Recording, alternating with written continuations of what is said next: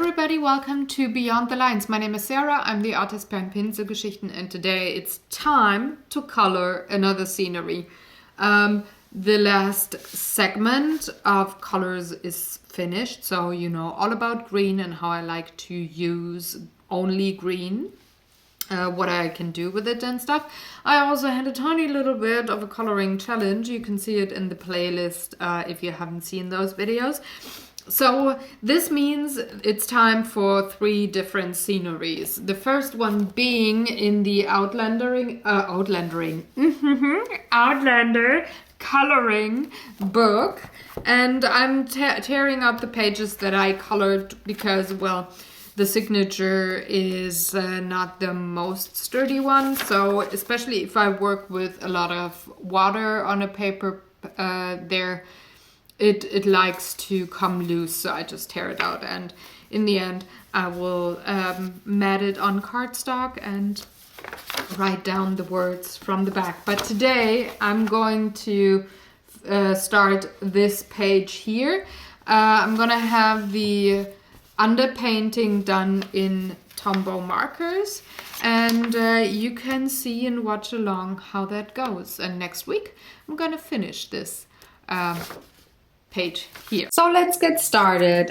Before I color, I have to prep quite a bit because I'm having the pages that I worked on already. They're out of the book, so the spine or the signatures are, well, only that much attached to the book, so I decided to take them out. Now I'm going to work with this page here, and let me quickly read to you the text that comes with this page. So it says, Frank and I led a nomadic life of junior faculty, divided between continental conferences and temporary flats, until the outbreak of the war had sent him to officers' training and the intelligence unit of MI6, and me to nurses' training.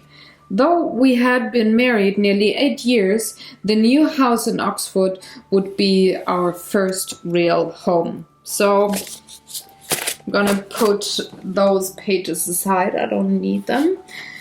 So this is Frank Randall in his dashing trench coat and in front of the car.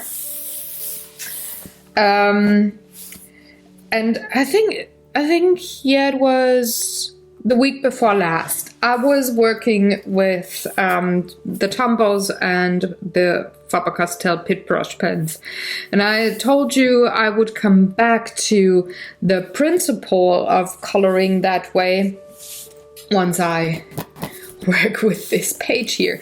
Now you can see the outlines are really comic-y. They're way more comic-y and bold and less graphic novel looking than, for example, this page here with the background there. Claire has those thick outlines, but the background and the surroundings of her, the environment, not so much. So this is really big outlines. It's very clean and straight looking. So to give this style not a too bright and intense look, I'm going to work with Tombows and Faber-Castell pit brush pens to color this page. Now I need a bit of a paper in the background, and I'm trying not to move my book so that you can see all the time. Let me flip the screen a bit. Yeah, you should be able to see. So let's get started, folks. Let's work with ink. So the Tombow dual brush pen markers, are water-soluble ink. Once you have it liquefied and it dries, it's permanent. The Pitt pens, these here from Faber-Castell, they're not water-soluble. So what I want to do is choose colors from the Tombos that fit with the scene and the timing and the weather and the daylight and stuff that I want to convey. And I will color the page with Tombos first. Now, to have the focal point stand out, which is Frank, and to maybe have a few more in-depth coloring parts on the car and set these two items apart from the background, I'm going to use the Pitt pens on top in case I have the correct tone. Otherwise I will use the Tombos and not liquefy that.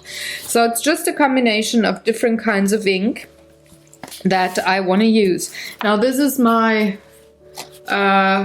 swatch page, because some of the markers, the color on the cap is only so close to what the ink looks like.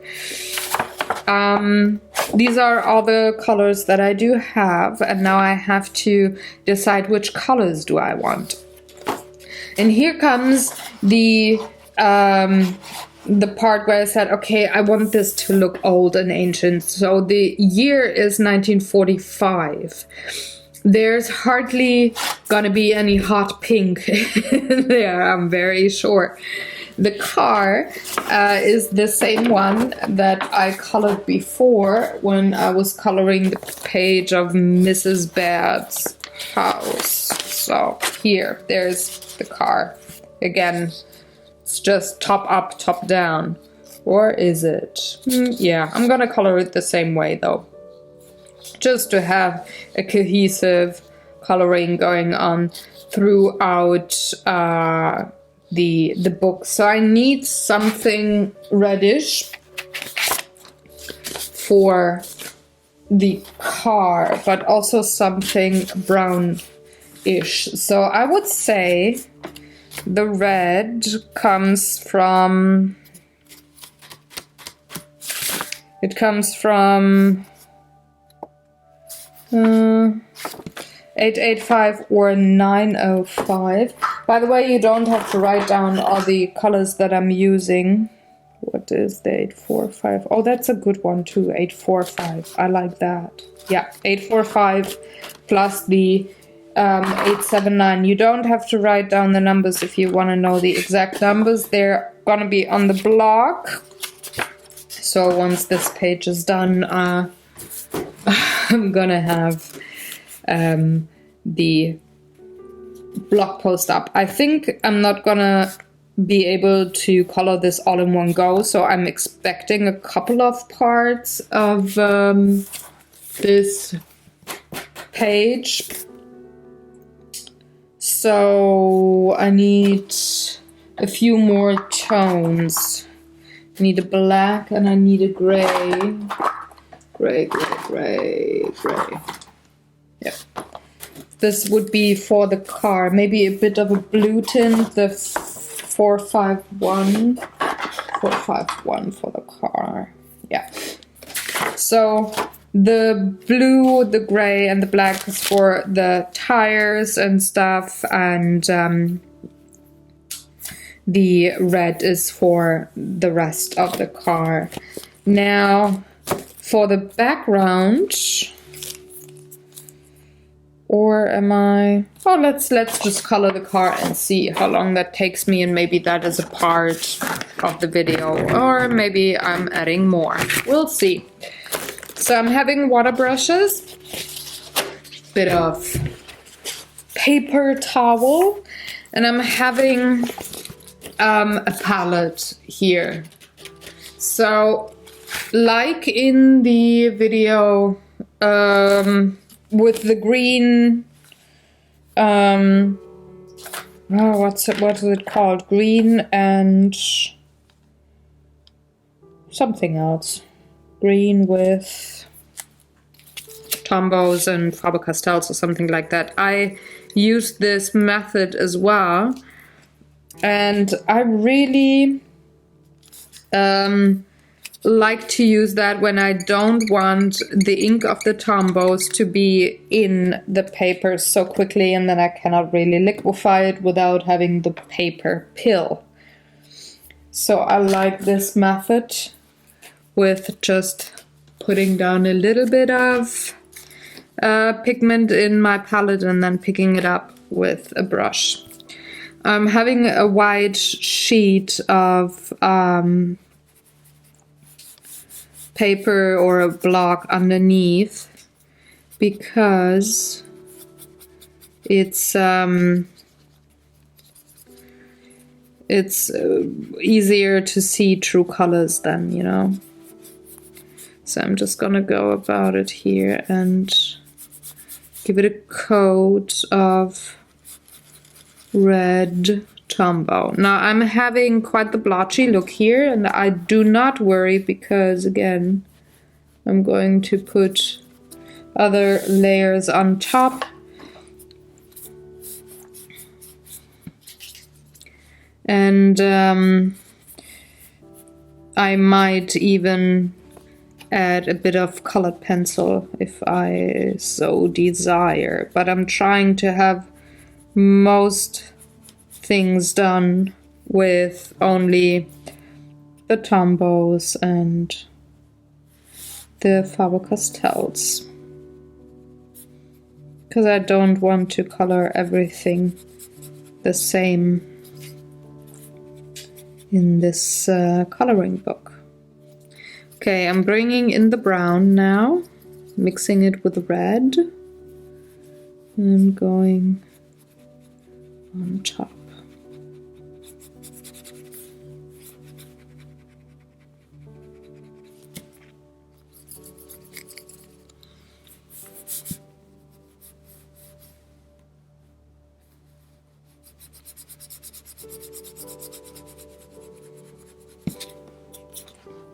So it's definitely gonna bleed through because I'm adding that much water, but I don't care because this is a one-sided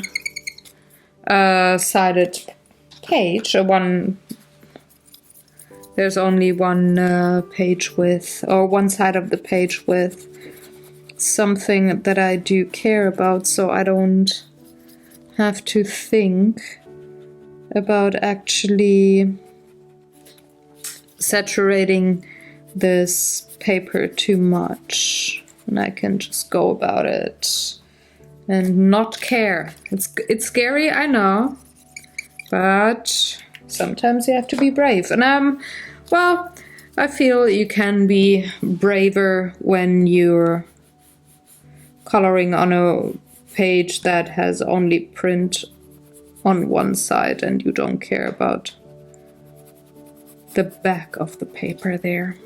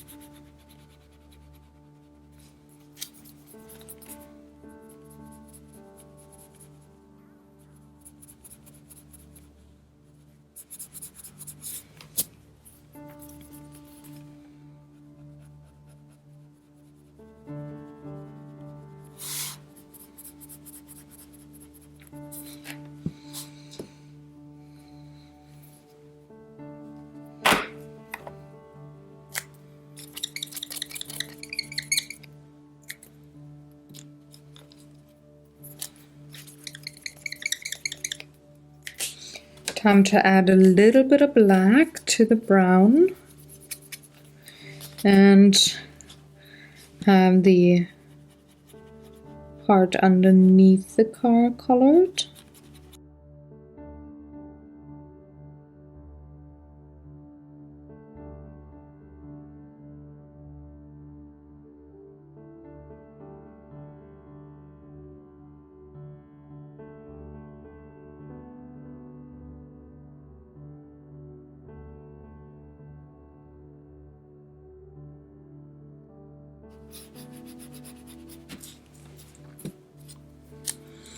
Now I'm going to go in with gray and color the rest of the seat.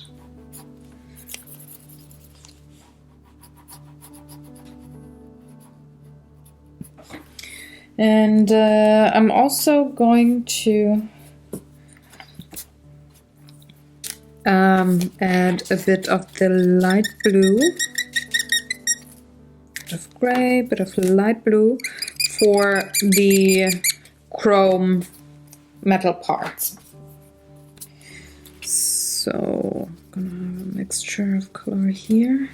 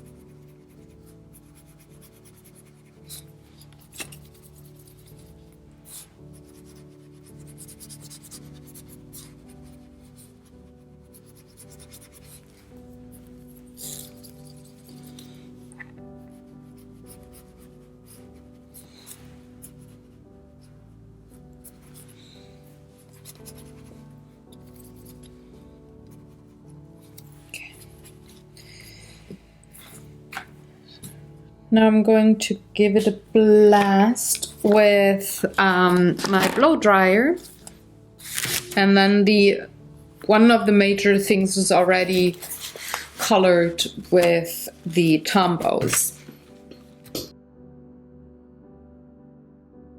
Now for the background, I'm going to move like this.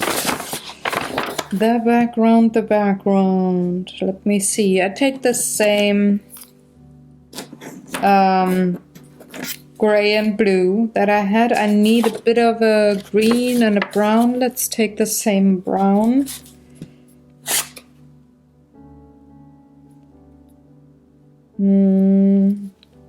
Greens, 2 greens. I'm definitely gonna take the sage one, this one here. And maybe an olive tone.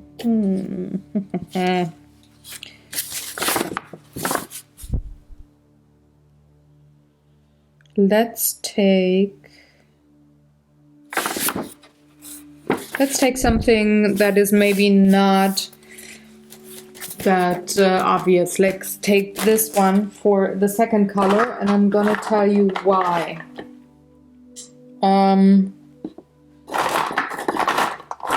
I'm going to use the same color in Frank's coat again.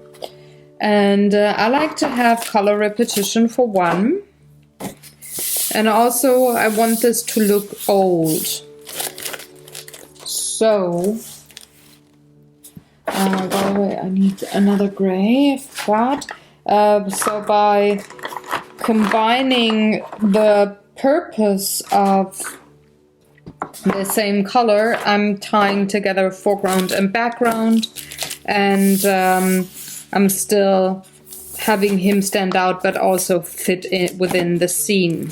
So what I'm going to do first is have the tree trunks colored. So I'm taking my brown. I'm gonna take a smaller brush.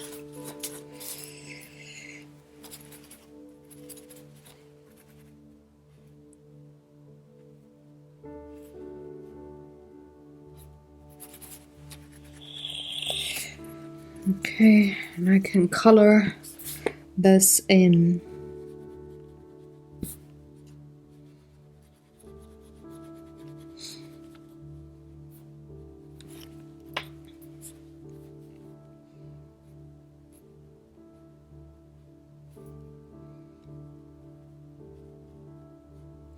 Gonna have a blue tint to the window in a minute, but I'm going to add that only once I have the color added that you can see through the windows.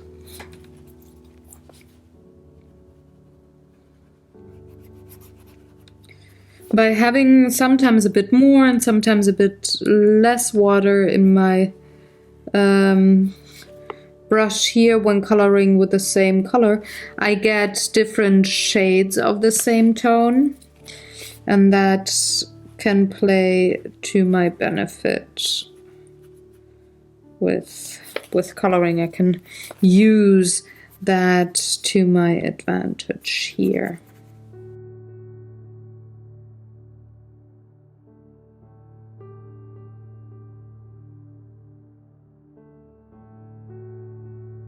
Next up, I want to leave the brown stuff be for a bit and let it dry. So I'm going to use gray, the colder gray, for the fence here to color in the metal parts, because this has quite the bluish tint to it already, which helps with the metal. I'm going to use another gray tone in a minute for the stones here, but I think for the metal I really like those cold gray tones there.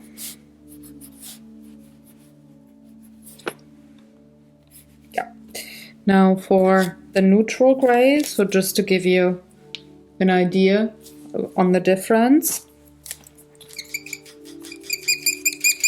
It's very light. I'm going to use that for a base and then shade with browns maybe, or black. Getting a tiny bit of the cold gray in there as well.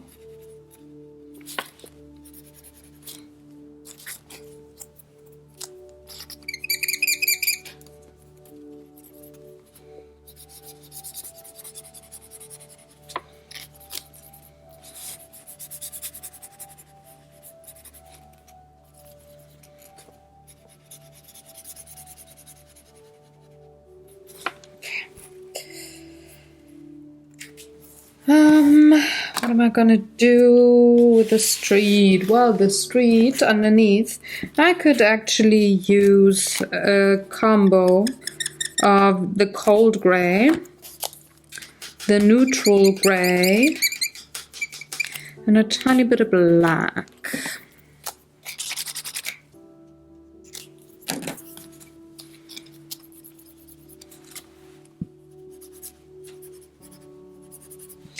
I'm going to color in the leaves later. For now I just want the cobblestones here and the street.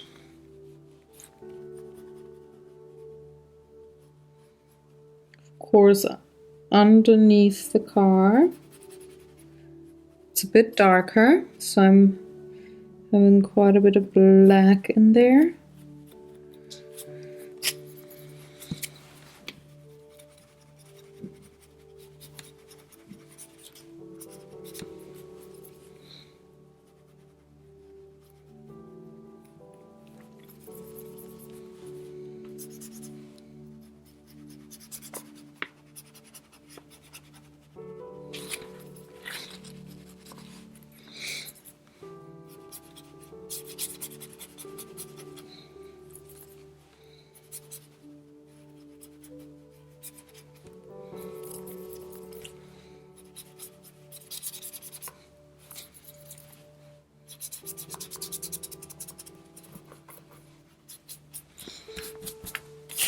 That is enough for the street. Now I can go up. I think the brown is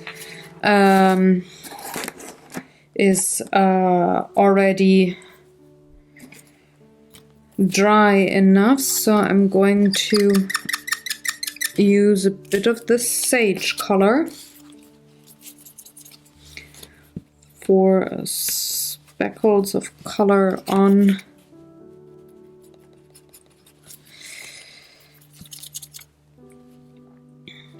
the fence here where the greenery comes in.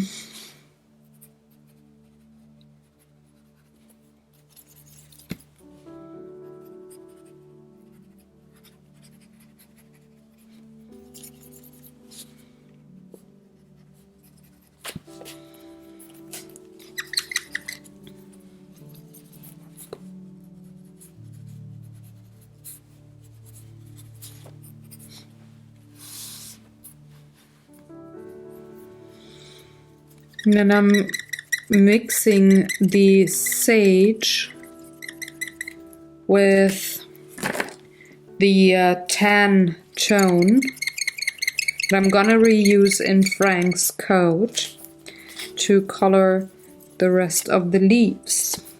Like here on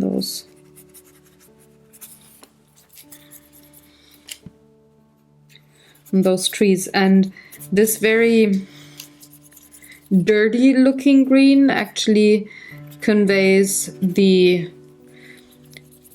idea of age or vintage, which automatically sets us in a different era than the 21st century, and you can do that with just a tiny bit of color. It's not magic when it comes to coloring, it's just knowing your colors and knowing when to reach for what. And sometimes just being brave and, well, using a color that maybe you haven't tried before for something. Need a bit more of the green. And the tan color. Okay. I'm going to the left. I need the white underneath, otherwise I cannot see where I'm picking up pigment here. So I'm also being quite loose. I'm not only coloring within the leaves, but more like the general area.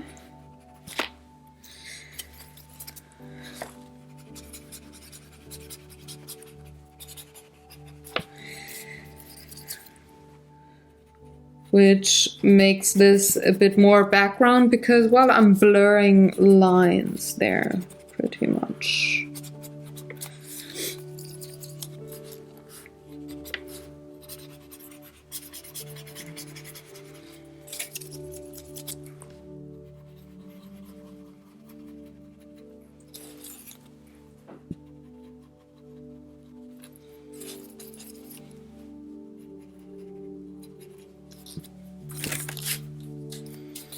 The leaves underneath the car, I'm gonna have more of a tan look because, well, they've already fallen down, so they're probably not the spring green colors. And either we are in autumn here or in spring, and I'm thinking autumn actually.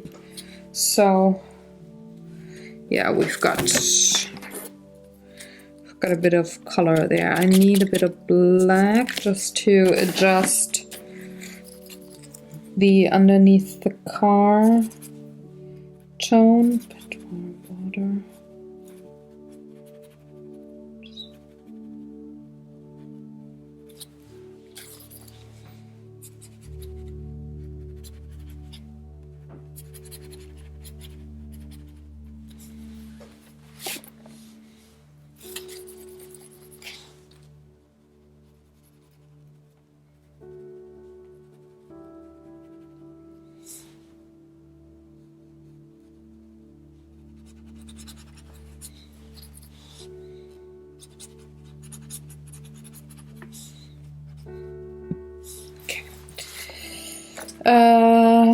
Let me see. Now I need a bit more of the light blue, because I said, remember that I'm going to tint the window of the car, which I'm gonna do now with this very light blue. I'm just going over it.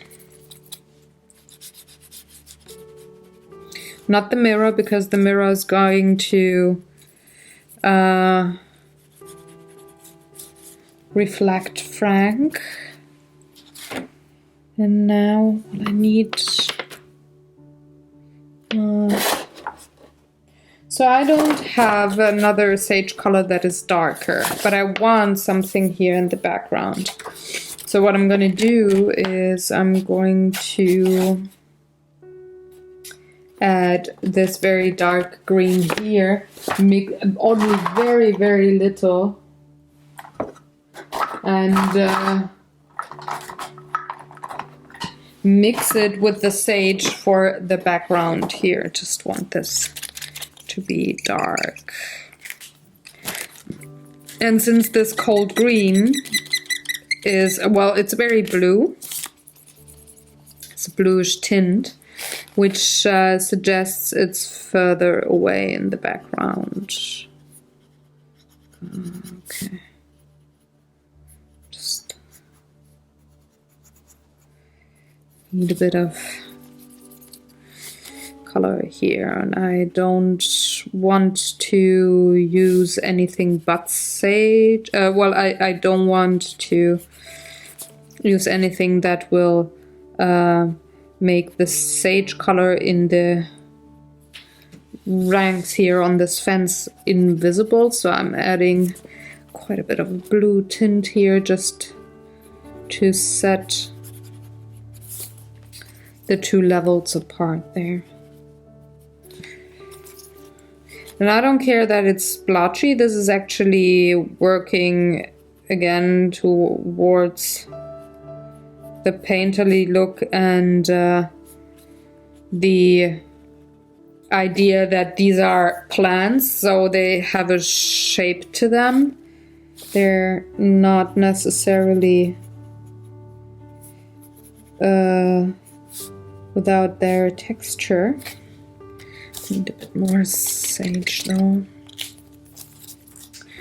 So it's just adding to the idea that these are leaves and that there's parts of those greeneries that are closer and further away from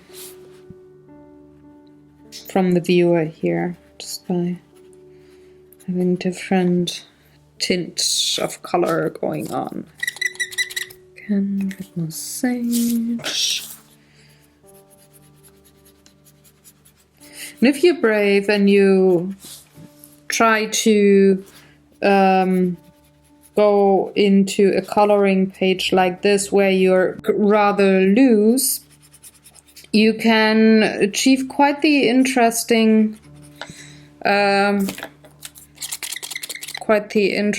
stuff on your coloring page.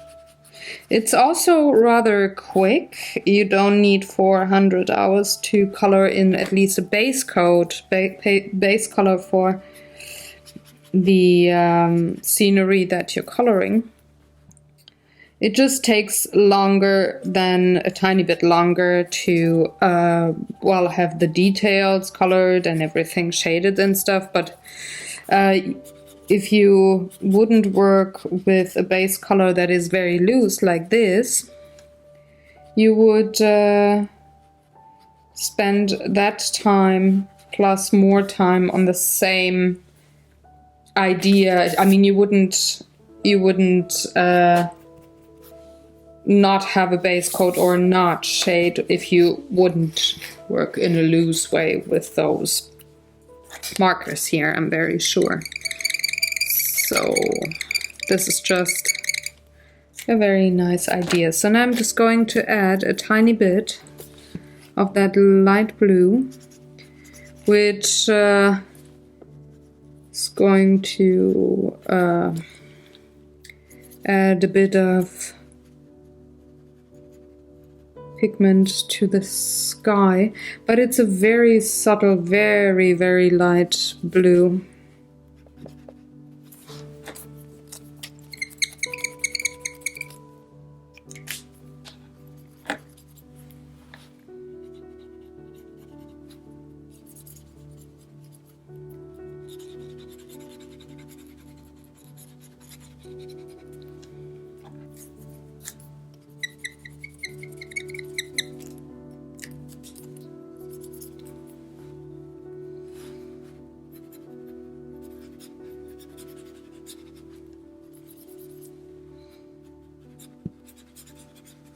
Also using a bit of pigment that I have left over from the gray.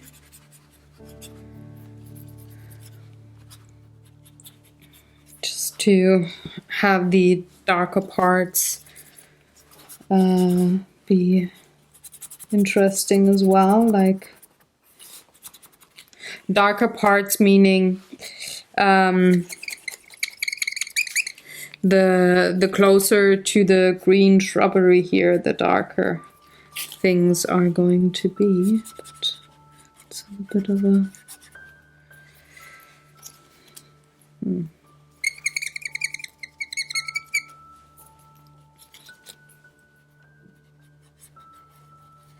very, very light blue. Going to add it a tiny bit directly to the paper here.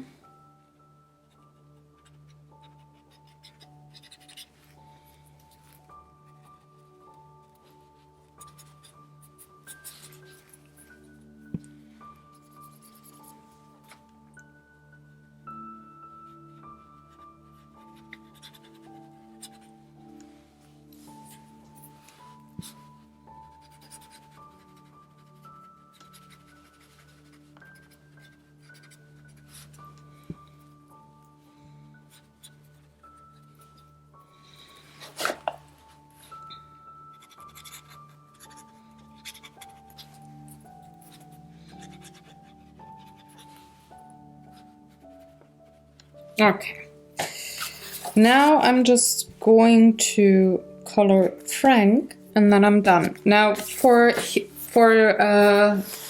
far as I am, I have the rather cold or the very old looking colors. There's not a lot of warmth in there yet, but I'm going to have the tan tone here. And I'm going to add the 977, which is a warm yellowish brown. And I need a skin tone for him. Let's go with 873. Let's see, 873. To clean my palette here.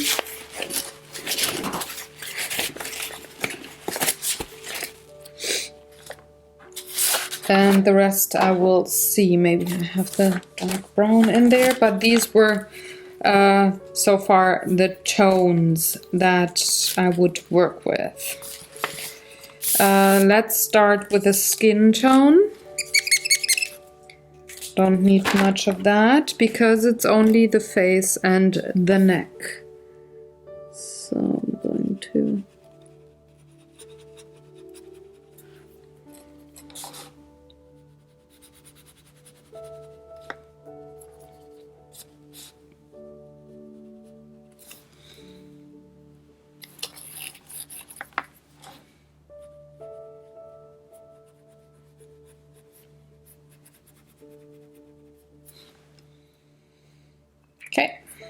Now I need quite a bit of the light tan tone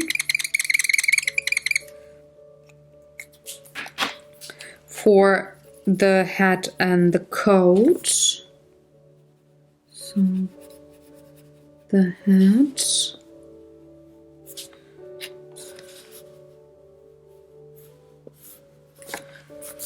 And the coat. Also the mirror, because it shows Frank there.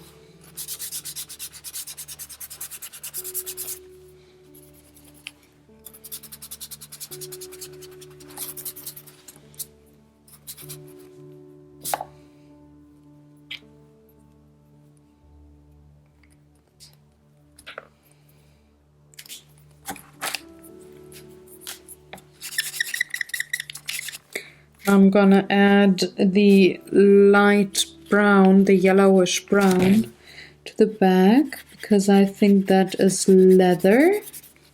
He's carrying an old leather bag there, at least in my mind, would fit with the era. And going to add that color to the band of the hat, as well as the tie and the pants.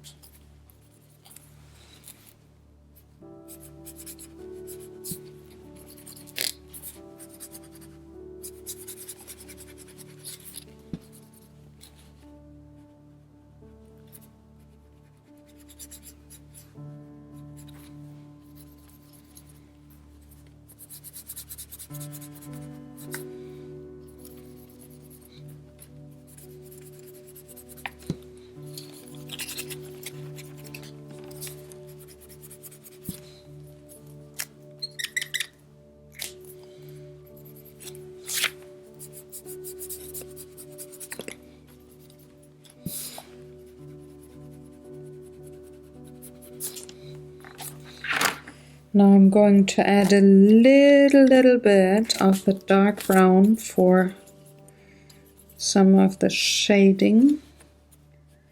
Like, for example, here. Let's make it look even more old and used. Also, I need to color his hair, so he's gonna get dark brown hair.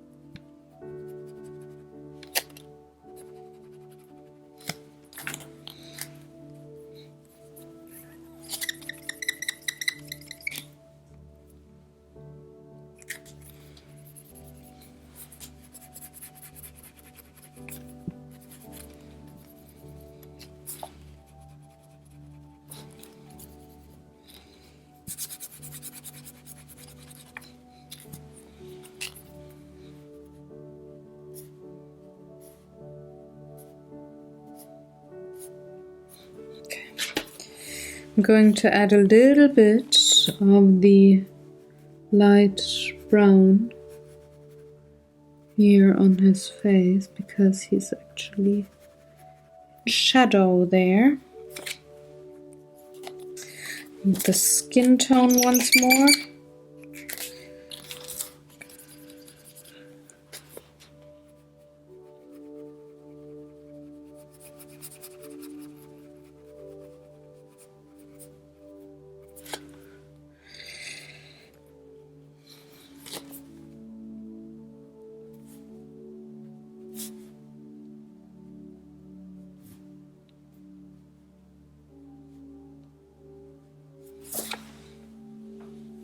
Okay, now I'm going to let that dry, and next week I'm gonna show you how I add a bit more detail so, well, that this page is done then. See, it's quite curly, but it's gonna decurl. Don't worry. So I'm gonna see you then. Thank you very much for watching. If you have any questions or comments, please leave them in the comment section below. I will see you, like I said, again next week, and I'm gonna work more on this lovely page of Frank here. Have fun, everybody. Have a lovely day, and see you next week. Bye.